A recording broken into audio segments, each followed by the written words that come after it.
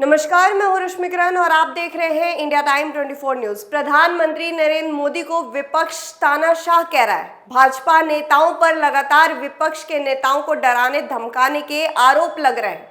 कुछ ऐसा ही मामला गांधीनगर से सामने आया है। गुजरात के गांधीनगर से गृह मंत्री अमित शाह के चुनावी मैदान है।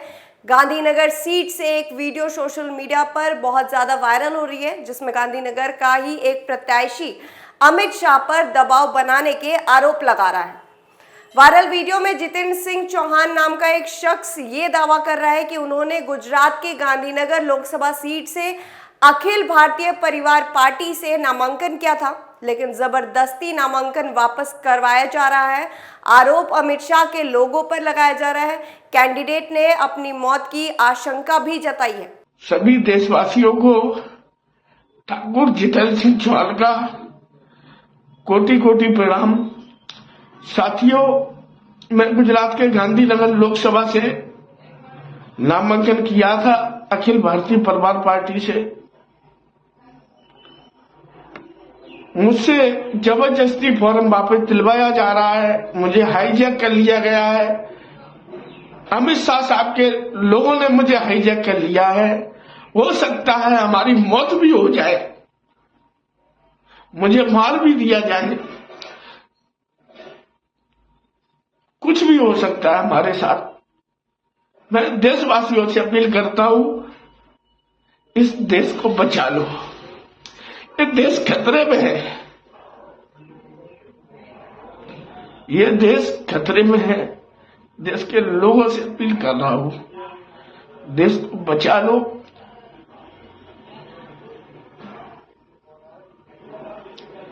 और इस वीडियो को इतना शेयर करो पूरे भारत में फैल जाए।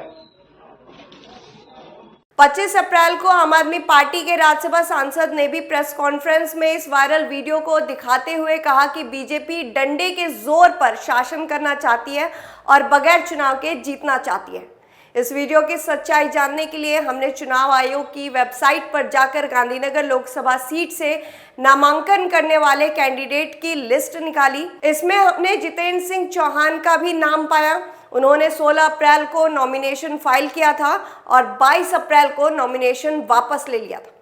इसके बाद हमने जितेंद्र सिंह चौहान से बात की। जितेंद्र सिंह चौहान ने बताया कि वीडियो में मैंने जो कुछ भी कहा है वो सब सच है। मैं गांधीनगर सीट के क्षेत्रीय उम्मीदवार था और गुजरात में क्षेत्रीय समाज बीजेपी से नाराज है। बीजेपी के लोगों के दबाव में आकर मैंने अपना नॉमिनेशन वापस लिया है। अभी लेंगे एक छोटा सा ब्रेक और ब्रेक के बाद आपको बताएंगे सुप्रीम कोर्ट ने उन लोगों को कैसे झटका दिया जो लंबे समय से वीवीपैट से मतदान का मिलान करने और बैलेट पेपर से चुनाव कराने की मांग कर रहे हैं। भगत चंद्रा हॉस्पिटल विश्व की सभी आधुनिक और बुनियादी सुविधाओं से परिपूर्ण एक world class multi speciality hospital, Mahavir enclave Palam डावडी रोड पर स्थित साउथ वेस्ट दिल्ली का एकमात्र मल्टी स्पेशलिटी हॉस्पिटल, जहां 24 घंटे आपकी सेवा में उपलब्ध हैं वेल क्वालिफाइड डॉक्टर्स और हेल्पिंग स्टाफ। डॉक्टर CM भगत द्वारा स्थापित भगत चंद्रा हॉस्पिटल आपकी सेहत का ख्याल रखना ही इसकी प्राथमिकता है, वो भी अफोर्डेबल रेट्स में। ब्रेक के बाद आपका स्वागत है। सुप्रीम कोर्ट ने विपक्षी पार्टियों और उन लोगों को बड़ा झटका दिया है जो लंबे समय से बैलेट पेपर से चुनाव कराने और वोट का वीवीपैट के पर्चियों से मिलान करने की मांग कर रहे थे। इस संबंध में सुप्रीम कोर्ट में एक याचिका डाली गई थी, जिसमें मांग की गई थी कि ऐसी व्यवस्था बनाई जाए कि EVM के माध्यम से होने वाले मतदान का मिलान वीवीपैट हो सके। अदालत ने इस याचिका को खारिज कर दिया है, साथ में उन सभी याचिकाओं को भी खारिज कर दिया है जिनमें EVM की जगह बैलेट पेपर से चुनाव कराने की मांग की गई थी। जस्टिस संजीव खन्ना और जस्टिस दीपाकर दत्ता के बेंच ने अपने फैसले में स्पष्ट कहा है कि वोटिंग EVM मशीन से ही कराई जाएगी। EVM और वीवीपैट का 100% मिलान नहीं किया जाएगा। 45 दिनों तक वीवीपैट की पर्ची सुरक्षित रखी जाएगी।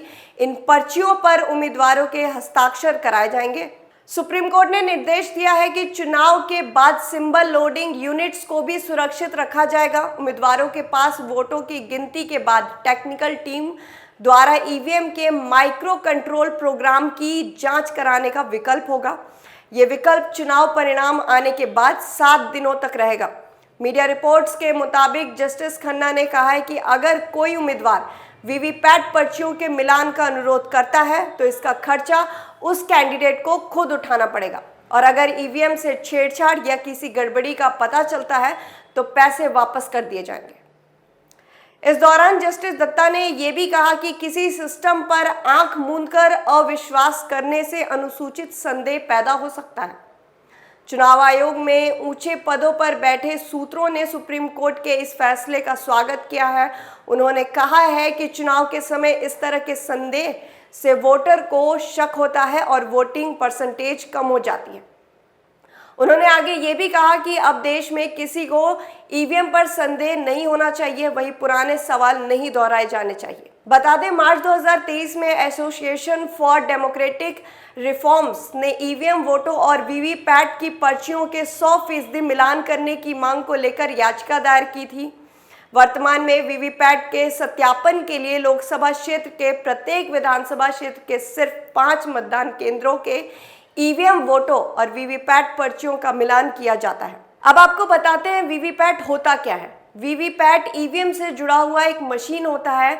इसका इस्तेमाल वोटिंग प्रोसेस में पारदर्शिता बनाए रखने के लिए किया जाता है। जैसे ही कोई वोटर ईवीएम मशीन से अपना वोट डालता है तो वीवीपैट से एक पर्ची निकलती है। इस पर्ची पर उस उम्मीदवार का नाम और चुनाव चिन्ह होता है जिसे वोटर ने वोट दिया होता है। 7 सेकंड तक ये पर्ची वोटर को दिखाई देती है। इसके बाद पर्ची वीवीपैट के ड्रॉप बॉक्स में गिर जाती है। इस खबर में फिलहाल इतना ही। देश और दुनिया की तमाम खबरों के लिए आप बने रहिए हमारे साथ और देखते रहिए इंडिया टाइम 24 न्यूज। खबरों से खबरदार रहने के लिए चैनल को सब्सक्राइब करें और प्रेस करें बेल आइकन।